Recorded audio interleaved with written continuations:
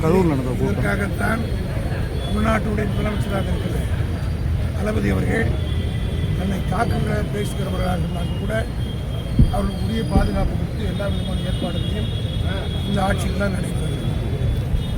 அதே போல நம்முடைய நடிகர் விஜய் அவர்கள் திருச்சிக்கு சென்ற போது பல சேதாரங்களில் ஏற்பாடு செய்யப்பட்டு சேதாரங்கள் உங்களுக்கு தெரியும் காட்டு.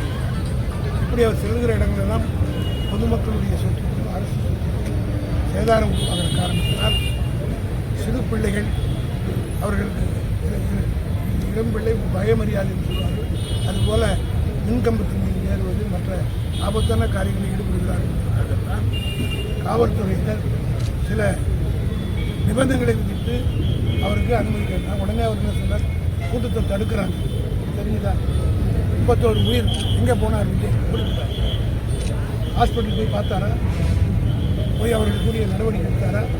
ஏதாவதுனா திமுக தளபதி மு.க. ஸ்டாலின் தான் அமைச்சரையும் இங்கே இருக்கிற சட்டமன்ற உறுப்பினரும் திமுக காரை அனுப்பி எல்லா ஏற்பாடும் செய்திருக்கிறார்.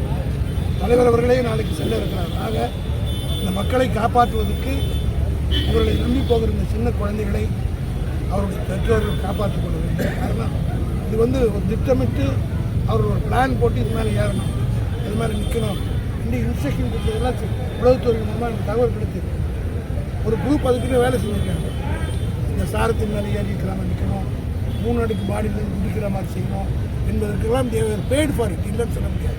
இருக்கிறது ஆக இன்றைக்கி பாருங்கள் 31 உயிர் எல்லாம் சின்ன சின்ன குழந்தைகள் பசங்க வயிறு எரிக்கிறது. இது போன்ற ஒரு எண்ணிக்கை காலையில் இருந்து அவர்களுக்கு எந்த விதமான பாதுகாப்பு இதுவான உணவு கொடுக்கல எதுவும் கொடுக்கல மயக்கத்தில் சொன்னால் இதெல்லாம் தமிழ்நாட்டு மக்கள் அனுமதிக்கக்கூடாது. தமிழ்நாட்டின் முதலமைச்சர் விரைந்த நடவடிக்கைகள் எல்லாம் எடுப்பார். இந்த குழந்தைகள் குடும்பங்களுக்கு ஆறுதல் அளிப்பார். உரிய நிவாரணம் அளிப்பார்.